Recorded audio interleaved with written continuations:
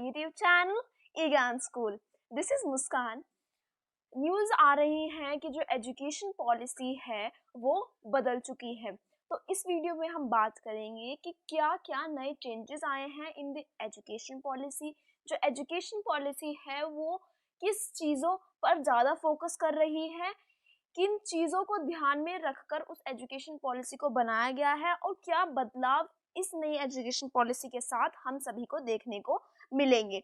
तो ये जो आर्टिकल है ये है फ्रॉम दैनिक जागरण न्यूज़पेपर। तो इसको पढ़ेंगे और इसमें अच्छे तरीके से बताया हुआ है कि क्या बदलाव होने वाले हैं इन दी एजुकेशन पॉलिसी और इस एजुकेशन पॉलिसी के साथ साथ क्या क्या चेंजेस हो जाएंगे। ठीक है, तो ध्यान से सुनते रहिएगा and let's start the video.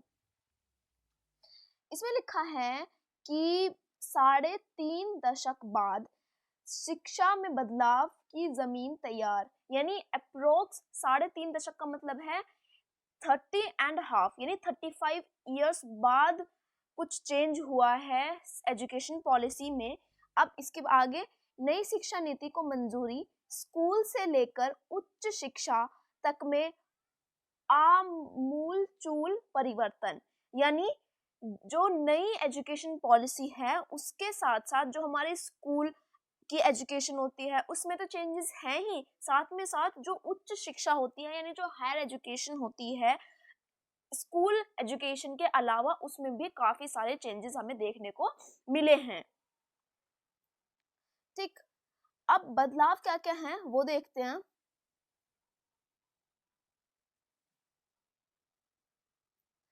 जो बदलाव किए गए हैं वो ये है, स्कूल शिक्षा का बदलेगा स्वरूप, यानी जो स्कूल एजुकेशन होती है उसमें क्या चेंजेस आएंगे वो बताया गया है यहाँ पर। कि अब से पहले क्या होता था, मेनली जो हमारा स्ट्रक्चर होता था ऑफ स्कूल एजुकेशन उसको हम 2 पार्ट्स में देखते थे कि 10+2, कि पहले 10th तक और फिर +2 क्लासेस। तो ये जो 10+2 का जो स्ट्रक्चर अब से पहले हुआ करता था उसको चेंज किया गया है और उसका स्ट्रक्चर अब किया गया है 5+3+3+4। ये जो है ये टोटल मिला के हो गए 15 इयर्स। ठीक, अब ये जो 15 इयर्स है इनका ब्रेकडाउन किस तरीके से किया गया है, इसमें जो हमारे 12 ईयर की एजुकेशन होती है, ठीक, first class to 12th class, इस तरीके से 12 ईयर की जो एजुकेशन होती है ये।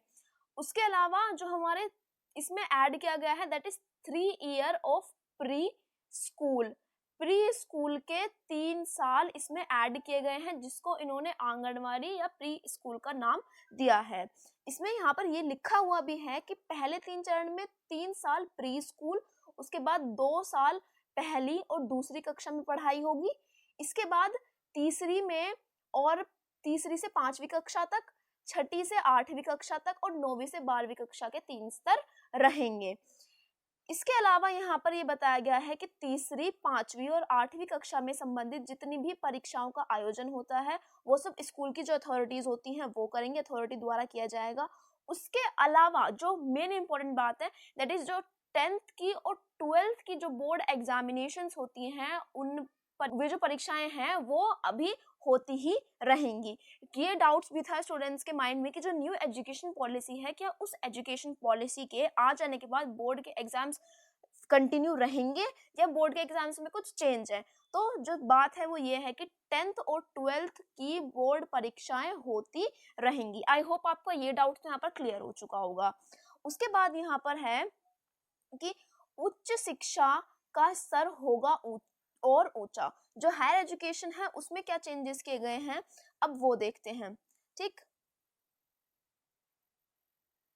इसमें जो चेंज है वो किया गया है कि जो क्रिएटिव कॉम्बिनेशन होता है, जो स्टूडेंट्स होते हैं उनको क्रिएटिव कॉम्बिनेशन का मौका दिया जाएगा specially related to their subjects.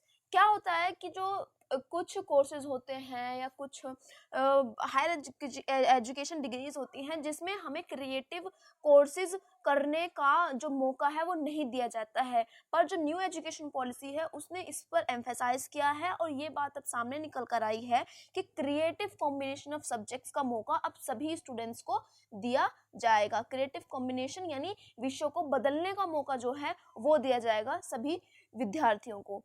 विभिन्न उच्च शिक्षणों संस्थानों में डिजिटल स्तर पर एकेडमिक बैंक ऑफ क्रेडिट बनाया जाएगा। फाइनल डिग्री में इन क्रेडिट को जोड़ा जा सकेगा। ठीक, उसके अलावा सरकार व निजी उच्च शिक्षण संस्थानों पर एक ही तरह के नियम लागू होंगे, यानी जितने भी या सरकारी शिक्षक संस्थान हैं, शिक्षण संस्थान है, या फिर जो निजी उच्च शिक्षण संस्थान है, उन सभी में एक ही तरीके के नियम लागू होंगे, यानी सिंगल रूल फॉर एवरीवन। उसके अलावा सभी विवि के लिए एक प्रवेश परीक्षा होगी, जिससे समय व धन बचेगा। ठीक, इसके अलावा ये यहाँ पे क्या बात कर रहे हैं कि जो एक डाउट सभी के दिमाग में होता है फीस को लेकर, जो फीस है वो एक बहुत ही ज्यादा इम्पोर्टेंट टॉपिक कह सकते हैं उसको। ठीक, इसमें इसके बारे में भी इस जो न्यू पॉलिसी है उसमें डिस्कशन किया गया है। डिस्कशन क्या है, वो ये है कि फीस की अधिकतम सीमा होगी तय, क्योंकि क्या होता है कुछ स्कूल्स और कुछ कॉलेजेस क्या होते हैं वो अपने दिमाग से या अपनी मन चाही कितनी भी वो फीस को लेते हैं फ्रॉम स्टूडेंट्स, तो इस चीज़ को ध्यान में रखा गया है। और जो फीस लेने की अधिकतम सीमा है, यानी मैक्सिमम कितनी फीस ले सकते हैं, उस चीज़ को यहाँ पर तय किया जाएगा। कौन संस्थान किस कोर्स में कितनी फीस रख सकता है, इसका मानक तैयार किया जाएगा और अधिकतम फीस को तय किया जाएगा इसी के साथ में।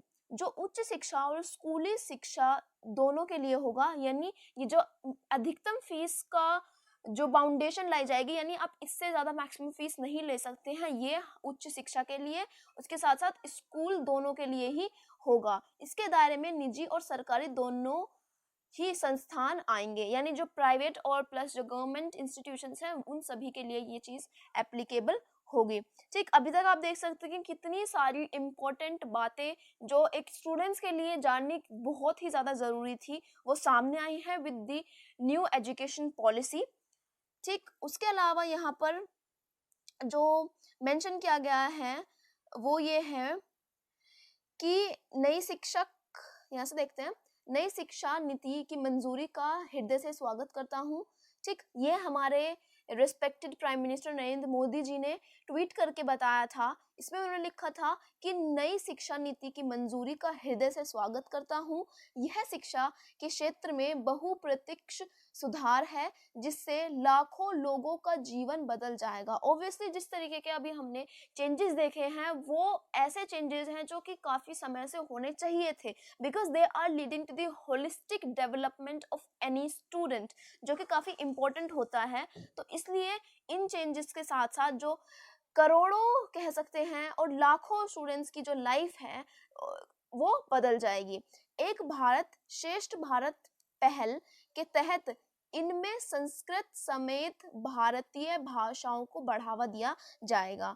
ठीक, जो मैंने आपको बात बताई है कि किस तरीके से चेंजेस हुए हैं, उसके साथ साथ इसमें एक इम्पोर्टेंट बात और ये भी ऐड की गई है कि जो रीजनल लैंग्वेजेस होती हैं या जो होम टाउन लैंग्वेज होती हैं किसी भी बच्चे की, उसको उसकी क्लास 5th तक उसी में ही पढ़ाया जाएगा। बेटर होगा अगर वो बच्चा क्लास 8 तक अपनी होम टाउन लैंग्वेज या अपनी रीजनल लैंग्वेज में पढ़े, या उसके पास चॉइस है if that student want to continue वो जो अपनी रीजनल लैंग्वेज है उसमें study in their higher education. ठीक, उसके अलावा यहाँ पर देखते हैं कि मैं एक बार रीड कर देती हूँ तो आपको और भी अच्छे से समझ में आएगा और क्लियर हो जाएगा कि एक्चुअल में ये पूरी न्यूज़ थी क्या। आखिरकार 35 साल के इंतजार के बाद देश की शिक्षा व्यवस्था में बदलाव की नीति आ गई है। उसके साथ साथ शिक्षा व्यवस्था को नए सिरे से 21वीं सदी की ज़रूरत के लिहाज से बनाया गया है, यानी ये जो न्यू एजुकेशन पॉलिसी है ये बनाई गई है specially keeping in the mind जो ज़रूरतें हैं 21वीं सदी के बच्चों की और मनुष्यों की। स्कूल से लेकर उच्च शिक्षा के क्षेत्र में बड़े बदलावों को मंजूरी दी गई है। अभी आपने देखा कि किस तरीके से स्कूल प्लस हायर एजुकेशन यानी यूनिवर्सिटीज़ वगैरह रिलेटेड जितने भी क्षेत्र होते हैं शिक्षा के, वहाँ पर भी बदलाव किए गए हैं। वहीं जो रटे रटाने का दौर है इस चीज़ से निकलकर ज्ञान, विज्ञान और बुद्धि कौशलता पर फोकस किया गया है। सरकार इसी साल से इस नीति का पर अमल की तैयारी में है। ये भी डाउट होगा कि ये जो नई एजुकेशन पॉलिसी है ये इसी ईयर से लागू होगी या फिर नेक्स्ट ईयर से लागू होगी, तो इसका जवाब यहाँ पर लिखा है कि सरकार इसी साल से नीति पर अमल की तैयारी में है। ठीक, मानव संसाधन विकास मंत्रालय का नाम फिर शिक्षा मंत्रालय किया गया है। यहाँ पर एक इम्पोर्टेंट ध्यान देने वाली बात यह है कि अभी तक जो ministry of human resource and development थी उसका नाम अब चेंज करके कर दिया गया है मिनिस्ट्री ऑफ एजुकेशन। ठीक, इसके अलावा यहाँ से तो मैंने आपको बता दिया कि प्रधानमंत्री जी ने इसकी न्यूज़ जो है ये ट्वीट कर सभी को बताया कि किस तरीके से ये इम्पोर्टेंट है। उसके अलावा यहाँ पर जो और बातें की गई हैं वो यही है कि प्रधानमंत्री मोदी जी की अगुवाई में बुधवार को हुई कैबिनेट की बैठक में नई शिक्षा नीति को मंजूरी दी गई, यानी ये जो न्यू पॉलिसी है इसको अप्लाई करने के लिए ये कह दिया गया। इसके तहत पाठ्यक्रम को मूल मुद्दों तक सीमित रखा जाएगा, साथ ही ज्ञानपरक वस्तुओं और कौशल विकास को जोड़ा जाएगा। इस नीति में जो बदलाव किए गए हैं उनमें स्कूली शिक्षा के ढांचे को नया रूप दिया जाएगा। आपने देखा कि जो चेंजेस किए गए हैं उसके साथ साथ जो स्कूल की शिक्षा होती है, जो स्कूली एजुकेशन होती है उस पर कितना ज़्यादा एम्फेसाइज होगा। इसी में अब प्री प्राइमरी को भी जोड़ा जाएगा, ये मैं ऑलरेडी आपको बता चुकी हूँ। फिलहाल इसे लेकर जो एनसीईआरटी है वो काम कर रहा है। इसके साथ ही स्कूलों से बाहर हो चुके करीब 2 करोड़ बच्चों को फिर से स्कूलों से जोड़ा जाएगा। इनमें 10वीं और 12वीं में फेल हो चुके बच्चे भी शामिल होंगे। ठीक, उसके अलावा अभी आप देख सकते हैं कि कितनी सारी इंपॉर्टेंट बातें जो हैं वो सामने निकल कर आई हैं। विद न्यू एजुकेशन पॉलिसी आई है और इस एजुकेशन पॉलिसी के साथ साथ कितनी सारे जो चेंजेस हैं वो हमें देखने को मिले हैं। और इन चेंजेस के साथ साथ अब जो हमारा एजुकेशन सिस्टम है आई होप वो बहुत ज़्यादा बेटर हो जाएगा। जो बच्चे हैं उनका होलिस्टिक डेवलपमेंट होगा, वो अब कामयाबी के नए सीमाओं को पार करेंगे। इसी के साथ साथ I think I have cleared all of your doubts. If the video was really helpful, give it a thumbs up, subscribe to my channel for more such videos, and thank you so much.